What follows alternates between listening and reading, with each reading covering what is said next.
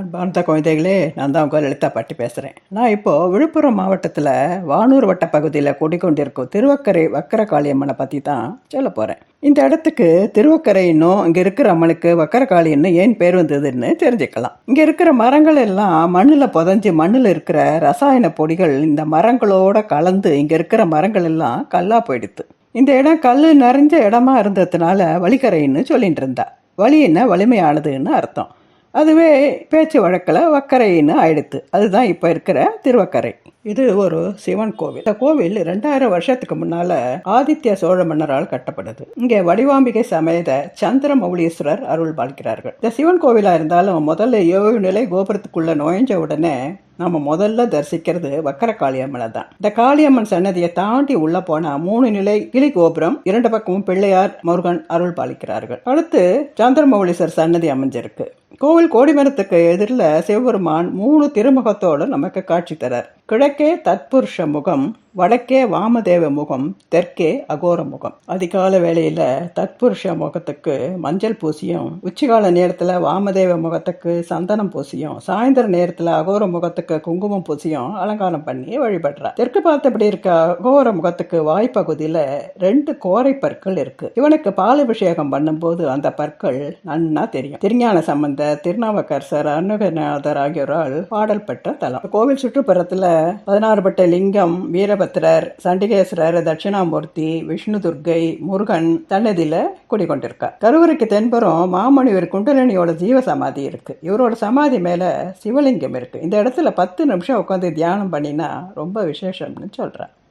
மகாவிஷ்ணு மேற்கு திசையை பார்த்து 6 அடி உயரத்துல கையில சக்கராயுதத்தோட வரதராஜ பெருமாளா நின்ற கோலத்துல காட்சி தரார். அவர் பக்கத்திலேயே கருடாழ்வாரும் இருக்கார். ஆனா நமக்கெல்லாம் திருவக்கரைனாலே வக்கரகாளி தானே நினைவு வரும். வக்கரகாளி எத்தனை ஆயுதங்களை வச்சுட்டு எப்படி உட்காந்துருக்கான்னு பார்க்கலாம். நெருப்பு சுடரையும் கபால ஓடும் வச்சு தன்னோட தலைக்கு கிரீடமாகவும், அவளது காதுல துர்மகி வயத்திலேருந்து எடுத்த குழந்தைய குண்டலமாகவும், வலது பக்கம் உள்ள 4 கைகளில் பாசம், சக்கரம், வால், கட்டாரியையும், இடப்புற கைகளில் 3 கைகளில் உடுக்கை, கேடயம், கபாலம் தாங்கிண்டு, இன்னொரு கையில இடது கால ஒட்டி கை விரல்களை லாவகமா மடக்கி ஆள்காட்டி விரலை மட்டும் பூமியை காட்டுறா போல நீட்டி அம்சமா உட்காந்துருக்கா. வலது காலை மடக்கி இடது காலை தொங்க விட்டு இருக்கா.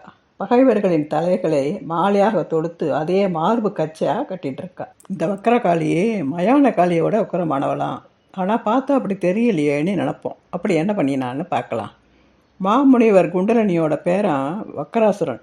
அவன் சிறந்த சிவபக்தன். அவனோட தங்க துர்முகி. அவன் நெடுங்காலமாக சிவனை நினச்சி அவனோட தொண்டை குழியிலேயே சிவலிங்கத்தை வச்சுட்டு தவம் செஞ்சுட்டு வந்ததால ஒரு நாள் சிவன் அவன் முன்னால் காட்சி தந்து உனக்கு என்ன வேணும்னு கேட்குறாரு. உடனே அவன் எந்த ஒரு சந்தர்ப்பத்திலேயே எனக்கு இறப்பு வராமல் சாகா வர வேணும்னு கேட்குறான். அதுக்கு என்னால் சாகா வரம்லாம் கொடுக்க முடியாது, எப்போதும் உனக்கு பக்கபலமாக இருப்பேன்னு வரம் கொடுக்குறாரு. அந்த வரம் வாங்கின தைரியத்தில் தேவர்கள் முனிவர்கள் எல்லாரையும் துன்புறுத்த ஆரம்பிச்சிடுறான். இந்த கொடுமைகள் எல்லாம் தாங்க முடியாமல் சிவன் கிட்ட போய் முறையிடுறான். உடனே சிவன், நாமே அவனுக்கு பக்கபலமா இருக்கேன்னு வரம் கொடுத்துட்டோமே, எப்படி அவனை வதம் பண்றதுன்னு யோசிச்சு அவன் எந்த சமயத்துல வதம் செய்யணுங்கிறதையும் சொல்லி அந்த பொறுப்பை விஷ்ணு கிட்ட ஒப்படைக்கிறார். அவன் எப்போ சிவலிங்கத்தை தொண்டையிலேயே வச்சுட்டு இருக்கிறதுனால அவனை எப்படி வதம் பண்றதுன்னு தெரியாம இருந்த சமயத்துல அவன் அசைவ உணவு சாப்பிடும் போது மட்டும் தொண்டையிலேருந்து சிவலிங்கத்தை எடுத்து தன்னோட தங்க துர்மகி கிட்ட கொடுத்து பத்திரமா வச்சுக்க சொல்லிட்டு சாப்பிட்ட அப்புறமா அந்த தொண்டை கோவில வச்சுப்பான்னு சிவன் சொன்னது ஞாபகத்துக்கு வர அவன் சாப்பாடு நேரம் வரையும் காத்திருந்து